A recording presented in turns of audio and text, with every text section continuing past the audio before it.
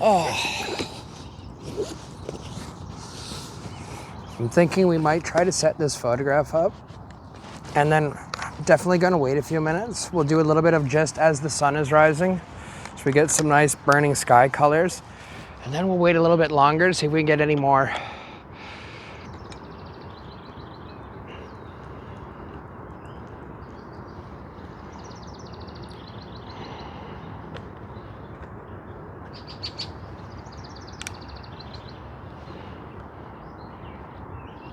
Wow, the burning orange, just so vibrant. Morning photo shoots are always this nice. Well, good morning, everyone. Welcome back to the channel. Today you join me in Burlington, kind of in between the Hamilton and Burlington border at a place called McQuestion Plaque. So I rode out here on my scooter today as I wanted to finish off the thought I was having a few weeks ago about being able to find some greenery in the foreground and then have some industry in the background. So from this vantage point, there is a small little peninsula that sticks out from Burlington into the Hamilton Harbor. So we're using that as a foreground element. And then behind that, we have the industry. Now I'm gonna see if I can try and use, I was gonna try to get the photo a little bit earlier. Unfortunately, they do have fires burning that are obviously burning off byproducts and or just venting off something and making sure it's incinerated. They were blowing out the picture quite a lot.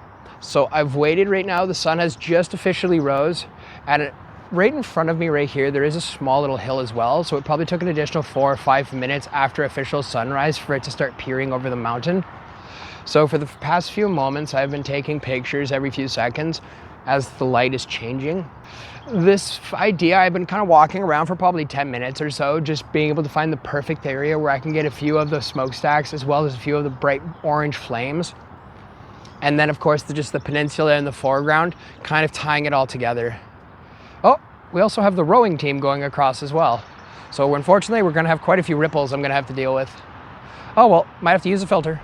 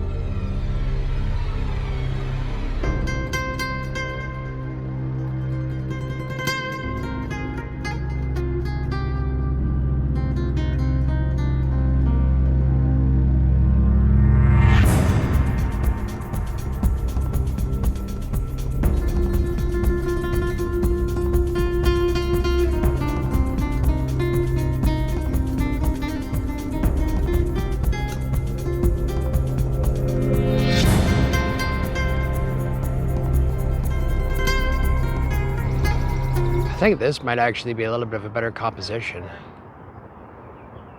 So I punched in a little bit more, and I'm now using the 1.6 crop factor as well as being zoomed in completely to 300 millimeters. So that's 480 millimeter equivalent, which is quite tight. It's very zoomed in.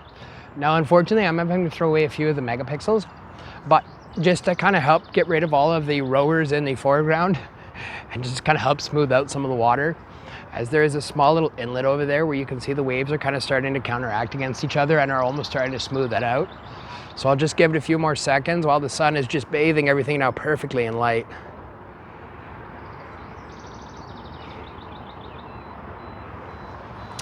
And I set up the composition particularly to have 2 of the smokestacks kind of framing the edge of the photo.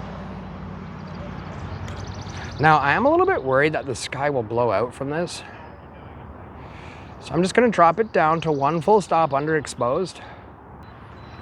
And now from here, I might go back to the full frame. But now the ripples are actually just starting to enter the bottom right side of the frame right now. I wonder if I could incorporate that as part of it or not. I don't know. Probably not, I don't think, but.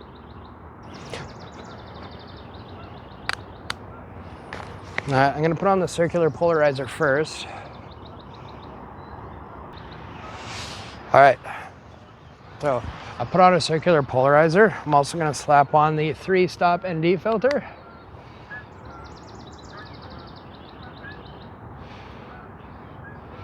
And then that gets me up to 5 seconds. See if I can push it one more. 6 seconds, still not clipping. All right, now with the ND filter and the circular polarizer, we're up to 8 seconds. So I'll grab this photo now.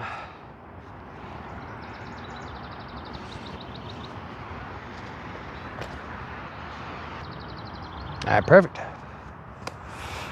And then again, just putting my hand kind of in front just to block the excess light from going through the lens and kind of give me any unwanted reflections or starbursts or anything. Now let's look at this one. So even though I was able to lower it down a fair bit more, just where the spires of fire are spitting out at the top, that's the only part of the photograph that's actually just a touch overexposed. But we actually have some nice cloud cover over the top of the smokestacks and kind of the industrial area. So for the trees in the foreground on the peninsula, I'm gonna have to really recover some of the shadows.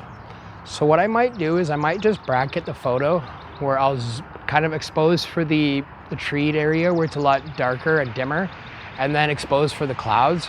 And then of course, worst comes to worst, you can just blend the two together. However, with the actual ND filter on, as well as the circular polarizer, it is helping to mitigate a lot of the extra glare, plus the few extra seconds, as the rowers are unfortunately still going back and forth. The waves and the ripples are still kind of going around. So it is thankfully starting to kind of slow those down and almost intercept them.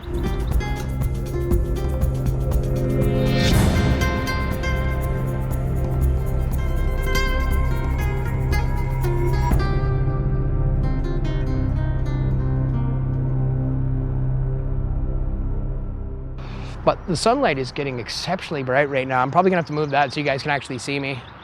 One moment.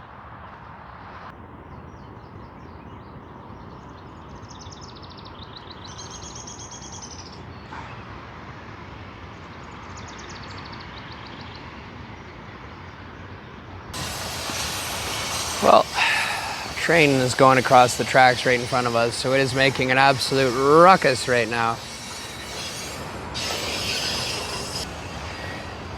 All right, now for this photo, as I was talking about, with some of the back escarpment still kind of having a bit of mist and light fog on it, probably mostly smog, I focused in on the foreground. There is a very small little beach house and a very small little pagoda in the foreground. And I focused in on that, and then in the background we have the escarpment, and then in the very center of the frame is kind of a, I wouldn't want to say an Easter egg, whereas normally I would remove them. However, the way this photo turned out, in the very dead center of the actual composition is a cell phone tower. And I don't really feel like cloning anything out, and I also don't feel like the way it's positioned, almost kind of dead center in the composition, it's almost earned it. So I'm gonna leave that in the composition. And the only thing I'm thinking about is the water is just a little bit too messy, so I might put on a circular polarizer. All right, so I'm gonna slap on the circular polarizer. Then after the circular polarizer, we then put on an 8-stop ND filter. And it brings us back up to about a 20-second composition.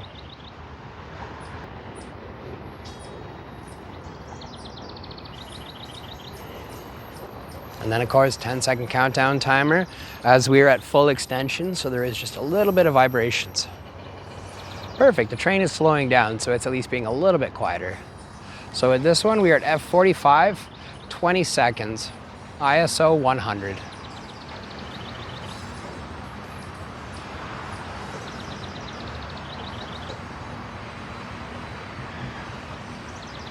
Now, I was looking at a few of the apartment buildings, but the sunlight is very harshly hitting one side of them, and it's kind of blowing out that side of the building.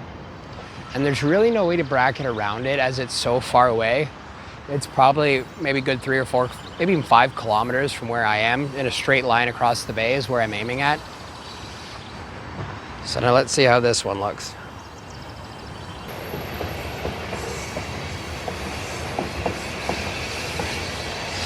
And then we're just gonna take one more just to make sure we have a good photo. So we are still at 20 seconds at f45.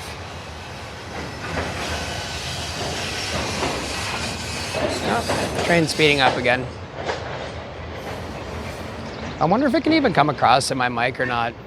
I am facing towards it, so it might potentially be in the video, but I'm not quite sure.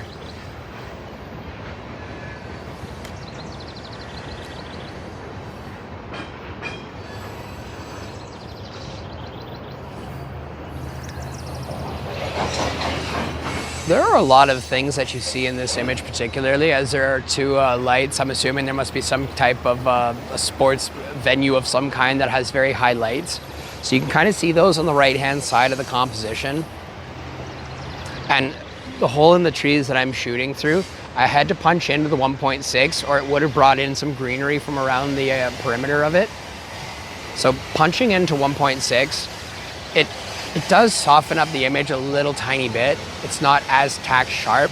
And especially with this lens, which even opened at, even when the aperture is closed as small as it can go at f45, it is sharp from, let's say, about 75 to 80% of the image. But that last little 20%, I have to see it in my computer to be able to visualize it. But this photo right now, I'm about 50-50 on. The first one where we had the foreground element as well as the Dutch industry in the background, that was now there's a second train coming by, so it's even louder. So I'm gonna wait a few minutes while this all quiets down. Gives me a chance to put this away.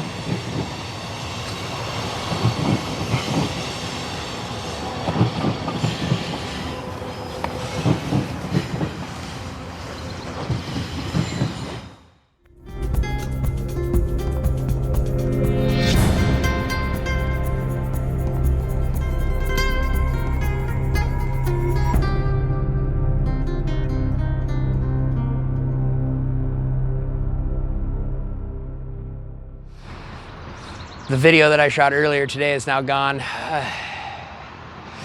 Well, I'm either gonna have to try to sneak out another day and try to insert it as part of the video, or I may go to a second location and do another early morning photo shoot and then kind of compare the 2 of them back to back.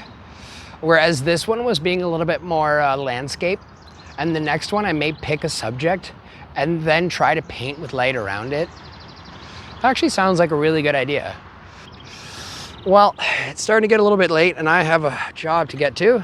So I'm gonna sign off here.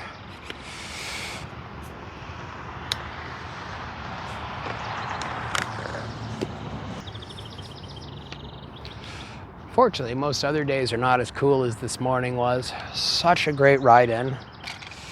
And of course, because I left my house at before 5 a.m., the roads were so quiet, it was peaceful. Kind of ruins it for you then as the day wears on and everything gets so much busier and all the signs of life start returning. Place looks completely different during the daylight. All right, we are back at the same location again. There is a second lookout platform that's a little bit further on up the road, and I want to check out that one to be thorough for this location. So the only problem with today is the wind is kind of severe and a lot of the trees are moving around.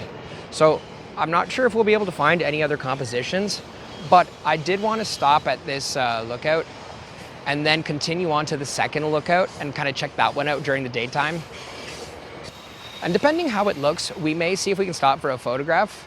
If not, we'll sign off there and maybe come back again in the future.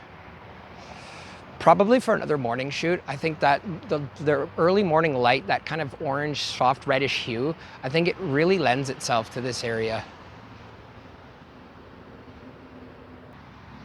Well, that's enough sightseeing. We're gonna push on now to the second lookout platform. Talk to you guys again in a few minutes.